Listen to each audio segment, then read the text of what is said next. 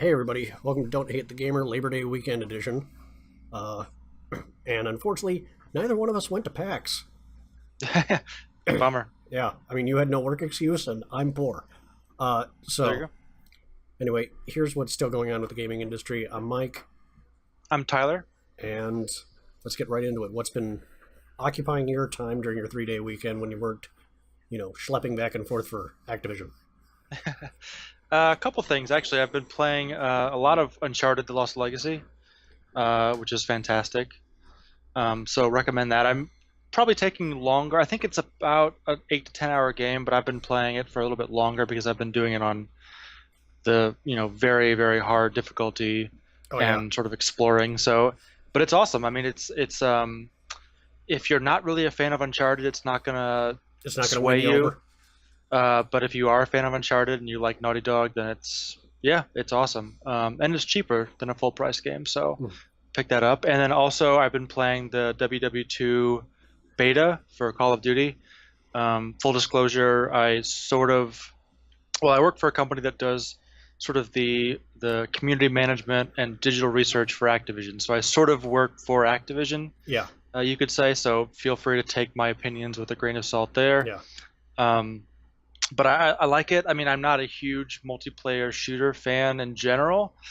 That being said, I did put a few hours into it this weekend, and it's fun. I mean, I don't think it's going to be something that I spend more than a few hours with in general, because ultimately I feel like I'm more lean towards the zombies and sort of the co-op Right. part of Call of Right. Duty and just games in general. But Mhm. it's good. Yeah. So I've been putting a few hours into that, and I'm a fan. So what about you? Awesome. Well, between I've come up for air a few times for my usual Final Fantasy 14 binging. The DLC for XCOM 2 came out a few days ago. The War of the Chosen expansion pack, and it's added a titanic amount of content to the main game. It it is in the same vein of how the original XCOM, if you played it, had enemy unknown. Then with enemy within, it was kind of an integrated content where it isn't like, oh, after you've beaten the game, then you play this bunch.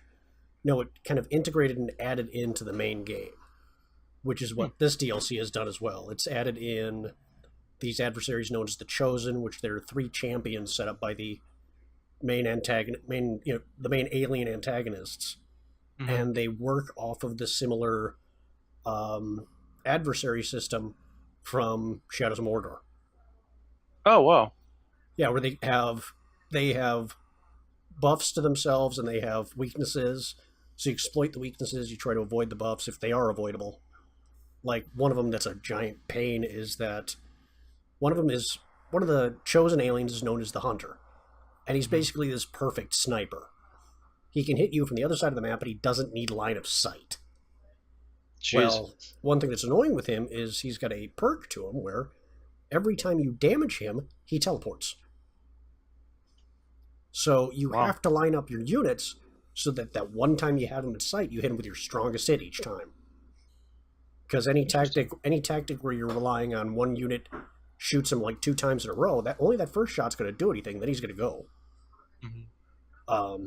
Or the other trick is when you hit him, poison him, because that way, even if he gets away from you and you can't find him, he's still going to take some damage, and that damage Yeah, might warp him back to you.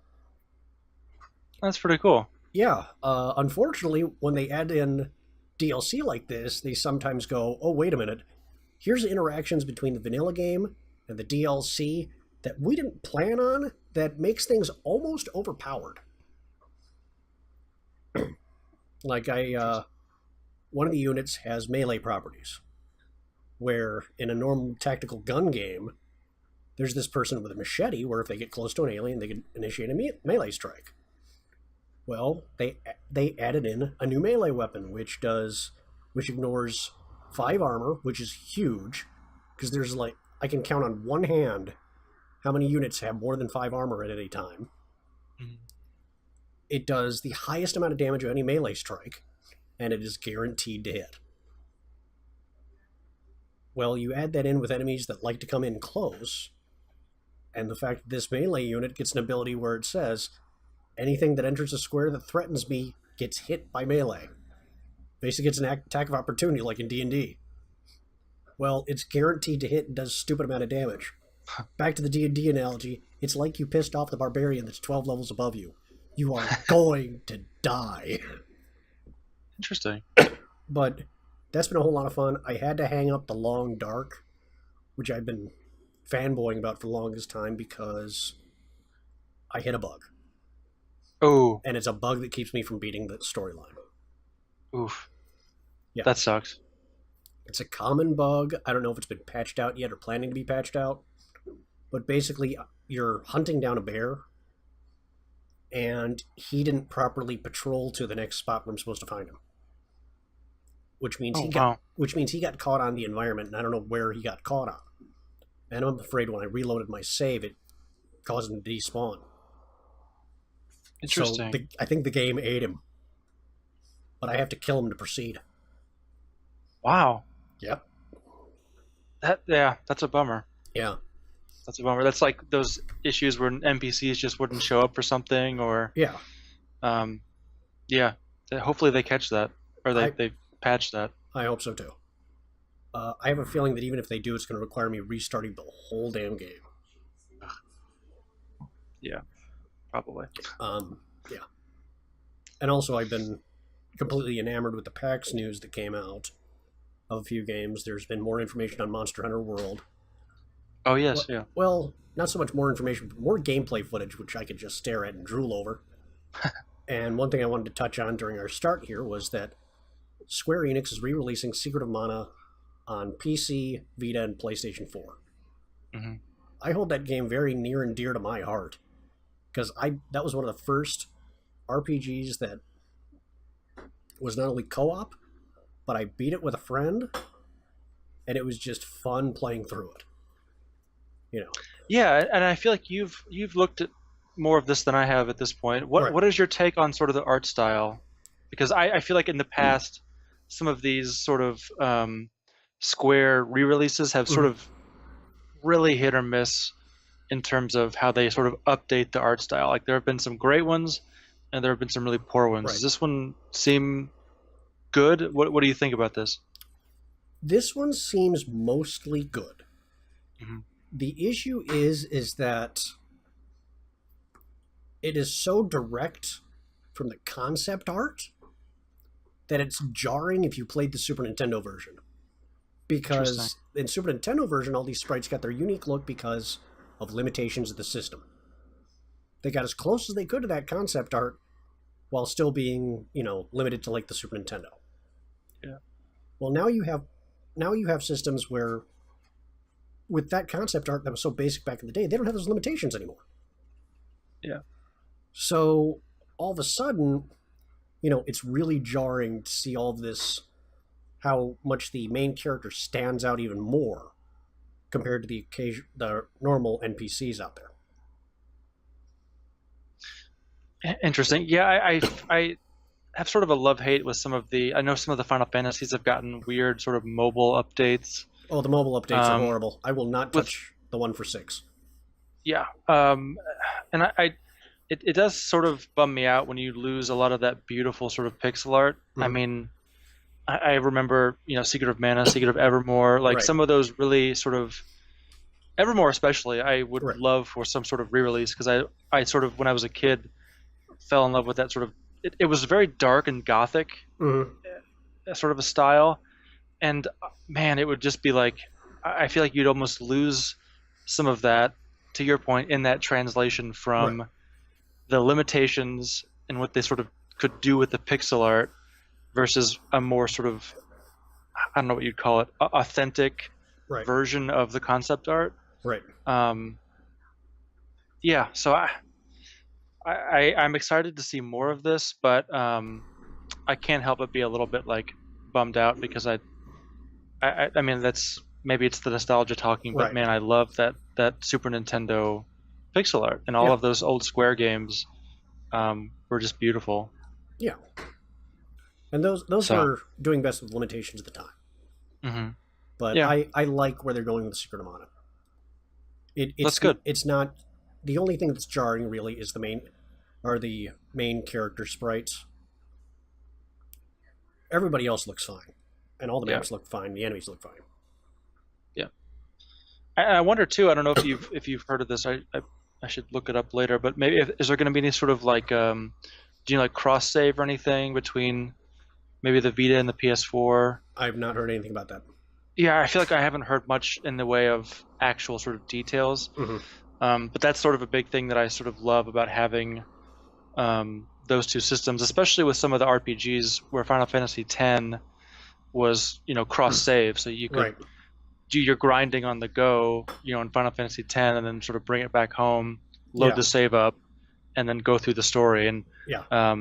it's an underutilized but really awesome feature Hmm. that I feel like it makes sense. Vita wasn't hugely successful, but man, for RPGs, it's just like perfect because you Yeah. can just like you're on a plane ride. Oh, you just grind for a few hours, Right. and then you get home and you can load the save up and then keep going with the story. So Right. we'll see. Yeah, I'm super interested in this because I think for anybody who's in their early 30s and had a Super Nintendo, like a lot of these games are special Yeah. to us anyway. Cool. So I want to touch on just real quick a couple things that I thought were kind of cool. And this is not huge news, but I always love when I sort of read about this on the internet, where like somebody discovers an Easter egg from a game that was released Yeah. a long time ago. Yeah. So YouTube user Slippy Slides, which I like, discovered this sort of hidden. It was like a silhouette. Yeah, it was like a sprite of a person, sort of way off in the distance of Resident Evil 4. Yeah. Which is, I just think that is really cool that people are still sort of playing these games and discovering new things. Hmm. Again, not a big news story, but I just want to call that out because I think it's really cool. Right. I think you should support players that are doing this. Yeah. I mean, it reminds me of the Arkham Asylum one from however many years ago, of like that sort of hidden room that Yeah. you could blow open, and then it discovered, but it was discovered. It was like it gave you details about Arkham City, Mhm. but it wasn't discovered until like Arkham City had already released, and it just like things like that I love, because you see those Right. comments of like, why would you still play like old games, or like why would you speed run, why would you still play it in a different way? And it's like, well, there's cool things that maybe are you're able to find, or like play games in a different way, and game breaking bugs, and I don't know, I love that kind of stuff. Mhm. So I just wanted to call out that YouTube clip. Go Yeah. find it, check it out, support this guy. Yeah. And then so moving along just real quick, another one that I'm excited about, the Jurassic World Evolution Yeah. trailer. The make your own Jurassic Park. Yes, I think, and I don't know, I feel like maybe this was like a bigger thing when we were teenagers, of like these kinds of style games where you'd sort of make your own amusement park, like Right. zoo, Yeah. like the roller coaster tycoon kind of Yeah. stuff. Or the Dino Park Tycoon that I'm thinking. Yes. oh, this is an Yeah. HD version of that now. Yeah, and like Now you this can- sort of genre that I used to love, that was a lot of fun, that I Mhm. feel like you don't really see much anymore. And Well- this is sort of a great way to get back into it. I feel Yeah. like. I think the overall city building sim took over. Yeah. Hmm. So you'll see Sim City come out and bomb tremendously. You'll see I cannot Like remember Skylines. the City Skylines come out. That was the name I was looking for. Or you'll see stuff like Tropico, which I'm a big fan of, come out, and those will take the reins from stuff like these basic amusement park simulators. Yeah. So I think that's just where people are leaning more towards. Well, I think this is gonna be fun. I don't know that I need to see the genre as a whole come back, but like this is sort of a really cool idea, Mhm. and it's something I sort of didn't know that I wanted until I saw this. Yeah. So I don't know that we know much about it yet, but I think it's certainly worth keeping an eye on. Right. And then next thing, real quick, speaking of sort of like older titles, Age of Empires. It was revealed that Age of Empires 4 is on its way, and I think After being sealed away for so long. yeah, And I'm um, optimistic, Hmm. but it's gonna be tough because Age of Empires 1 and 2, which are getting remasters by the way, which is pretty Right. awesome. As 3 as well. Yeah. I never played 3, but I 1 and 2. Oh, did you play 3? Yeah, I've played 3 actually pretty recently, Oh, nice. and it's pretty fun. I mean, they streamline quite a few things from 1 and 2. Mm-hmm. Like when you gather resources, you don't have to return it. It's just as Ooh, soon as they're gathered by the settlers, you get it. interesting. So I guess that was made just to speed up the game. Yeah, I, I get that. That's a fine tweak. There were just a lot of tweaks to help speed things up, so that Yeah, the early game isn't just okay. I'm set up all my settlers. Now I'm going to go fix a sandwich and be right back. it's like the early game is just watching your like little Yeah, resources go back and forth. yeah. Watching your settlers carrying the deer leg back to your town center to give you enough food to make one more settler. Hmm. Yeah, I mean, God, Age of Empires 1 and 2 especially, I'll still play. I mean, Hmm. they're fantastic games. Um, and I hate to say that I'm sort of more excited for nice remasters of 1 and 2 because I sort of Hmm. can already play those. Um, but it's like, 4 I'm excited for. But it's tough. Like when a series has sort of gone away for a while and it's coming back, it's like, okay, is this going to come back sort of in name only, or is it actually Right, going to be like up to the standard that you got with 1 through 3? Um, right. Either way, though, I'm excited for that for I'm sure. cautiously optimistic. Yeah, that's a good way to put it. Yeah. Um, Another thing I wanted to call out that was pretty cool. So Polygon published an article recently that was just sort of like writer Owen Good, who Right. kind of collected this Twitter a few thread. instances of a Twitter thread um, of just developers sort of revealing some secrets about their Right. game. Right. What I found out from reading that Twitter thread is Polygon grabbed it without asking her if they could grab it, which I'm not a fan of.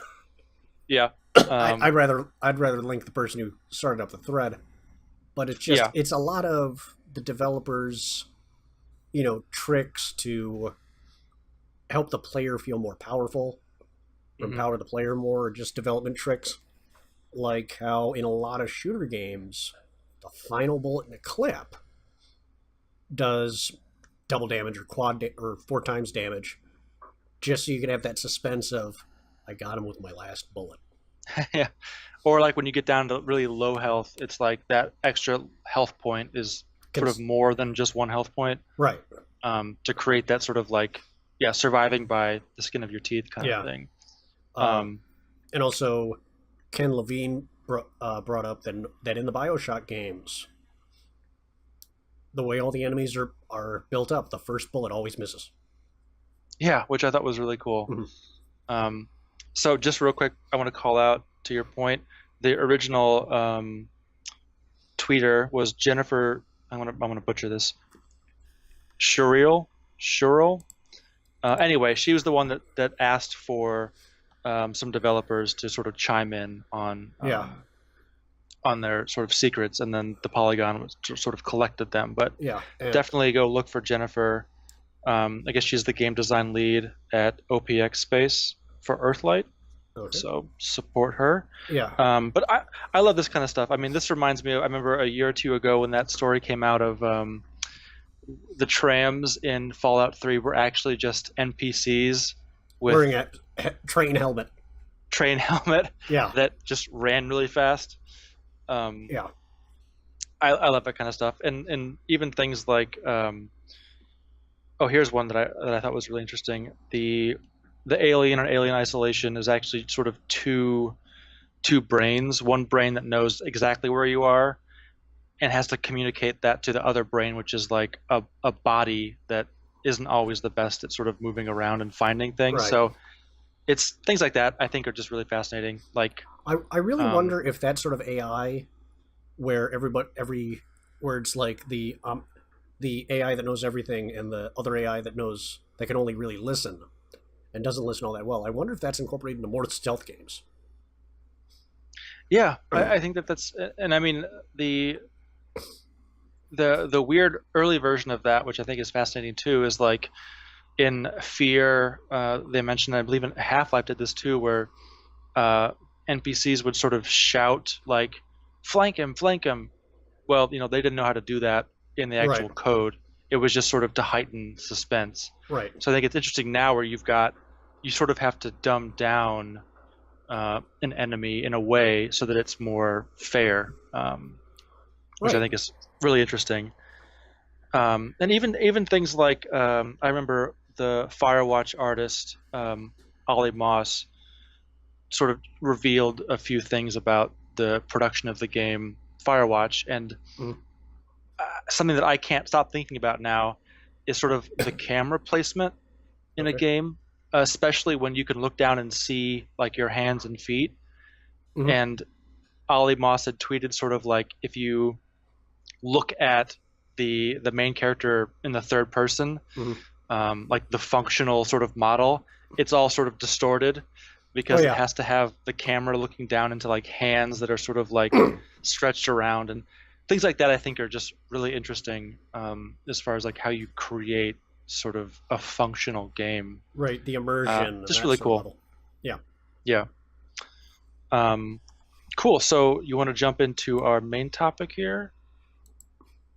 Oh yeah. So The go ahead. Sorry. wildfire, if you've been following gaming circles for more than 30 seconds, is that former Valve writer Marc Laidlaw released what a lot of people are interpreting as his. A lot of people are saying, "Oh God, this is what Half-Life Episode 3 was going to be," because it kind of reads like a letter to in the perspective of a character known as Gertie Fremont, That's what I love. speaking of what they just went through. And you read through this and you pay attention to the names he's trying to hide so he doesn't get sued into oblivion. That this reads like a script outline for what he wanted Episode 3 to be. Yeah. How it's tying up a lot of questions. It ties up a lot of what characters were doing. And it's a lot of people are saying, "Oh my God, this is what Episode 3 was going to be." My personal take on this is that what he posted was his proposal. Yeah. I have a feeling that that it's a case of there were a lot of scripts written for what Episode 3 was going to be, and that this is just one of them. Mhm. Well, and I think too, from what I understand about the Valve writing process, is even a lot of stuff because Valve always wants to do some sort of really innovative, gameplay elements. Right. So I think that a lot of times the script will change along the way because if they find some new cool thing that they want to do in the game, they'll sort of work it in a certain way. But I think you're right, and this is what this was the head writer Right. for Valve on Half-Life, and I think that you can certainly read this as like sort of the proposal. Like Right. this is what they would have gone into the game. This would have been sort of the outline of like it might change a little bit, but like this is sort of These the were the starting story point. beats. And I think the what's sort of unfortunate. I mean, it's really cool to read this, but I think and I'd like to sort of get your thoughts on too is like I think deep down we've all sort of known that like Half-Life 3 is never coming out. Like their Valve is just not Yeah. in that place anymore, especially when you see like, Marc Laidlaw left a few years ago, which Right. was a bad sign. Right. And I think that this sort of confirms that, we're just never going to get a Half-Life 3, Half-Life Episode 3. I think it's dead. I mean, I guess the question too, like, would you even want to see them do it without a lot of these staff members still at Valve? I would be very worried. Yeah. Now, here's the thing. Let's say, hypothetically, one day Valve comes out and says, we are actively working on Half-Life 3, or actively working on Episode 3. It is going to come out X year. And after the dust settles of 3/4 of everybody who heard that going, yeah, we'll believe it when we see it. If I heard on later on that, I would be willing to bet that these former writers at Valve are still in contact with people at Valve. It's because it's one of those things of if you leave a job you really like, you stay in contact with your old coworkers. Yeah. I would wonder if the internet would clamor for saying, does Marc Laidlaw give this script his blessing? And, this would be to appease a lot of gamers. In reality, it doesn't matter whether he gives it his blessing. The thing would get made anyway. Yeah. I would be cautiously optimistic, but I don't know. It would be impossible for it to live up to the hype at this point. Yeah, I just feel like I don't want them to even try anymore. I feel like it's very clear that Valve has sort of moved on from this sort of narrative, game that they used to sort of be known for. Yeah, their interest is in Steam, it's in card games. Right, it's just like I don't know that gears. they. Yes, yeah, and I don't know that they would produce something that would be up to any sort of standard. Yeah. I don't know. It's disappointing, but I this was pretty awesome to read. I think for me it before I thought 95% we're never going to see it. Now I would say 99.9%. Like it just they've spoiled the story in a way. At the same time, this could not be the story. They could go a different way with the story. Sure. Yeah. But it's just one of those things. No, it's done. It's out there. But at the same time, even if they said it was going to come out, and if it was like, I know what's going to happen, I've read the script, I still want to play it. Yeah. I'd still want to play it. Oh yeah. I mean, it would just still for sell the closure. amazing. Yeah. It would still be like, okay, and now Gabe Newell can buy his yacht made entirely out of money. It's just one giant origami sculpture, one giant paper mache sculpture made out of $50 bills. Yeah. Not hundreds, because technically it wouldn't go as far. Yeah. Yeah. I mean, it's sort of it's a nice conclusion, but it is disappointing. It's closure. It's like you're getting to the end of a book that you really, really enjoyed, and it's like, it's nice to see the ending, but I'm sad that it ended. Yeah. It's like those people that were weeping as they read the last pages of Harry Potter. Yeah. And I think a lot of this, I don't know that it really even, I think for people that played PC games at the time, like, I think this is the problem too, is that it's been so long that I don't know if most people really even see Half-Life as being that big a deal anymore. Right. It's not as industry shaking as it was back in the day. Yeah, and then you see comments online of people playing it like, somebody plays it last week and goes, I don't really know what the big deal was. And it's like, you're sort of fighting that mentality as well. It's back in the day, it was the thing. Yeah, it was groundbreaking. Half-Life 1 was groundbreaking because it was a first-person shooter with a good narrative behind it. Yeah. And then Half-Life 2 comes out, and it's using the Source engine. Yeah. It was the first thing with the Source engine. Holy crap, the stuff you could do with it. Yeah. I mean, you got the gravity gun. It was just like, hey, the world's your plaything. Yeah. You want to kill a 20-foot alien with a radiator? Here you go. I remember just picking up like cinder blocks and throwing them and being like amazed by how it would like crash into stuff, or you could use a seesaw. It just like it was an amazing game, and I think that sort of it's been too long now, and I feel like they probably know that as well. Of like, well, we missed the boat. Yeah. Even if we wanted to have done this, we sort of missed the boat, and I don't know that it would be as earth-shattering It would need to be like an unbelievably incredible game. And I think that's something too. Like, why would you start on a project when the expectations are so high? Right. Yeah, They have all this energy behind Dota 2, which, due to the nature of the game, it's going to always have people working on it. yeah, I mean, yeah, it's a MOBA perpetual multiplayer game. They're always going to have developers wrapped up in that. yeah. So anyway, so if you haven't read this, check it out. It's pretty cool. Yeah. It's also, even if you sort of aren't into Half-Life, it's a very unique uh, thing to have happen in the world of video Right. games. It's a sort of important Yeah. event, which maybe sounds hyperbolic, but it is. I think it is. I think it's worth checking out for that, fact Yeah. alone. And if you take the time to read it, that is your first time reading it.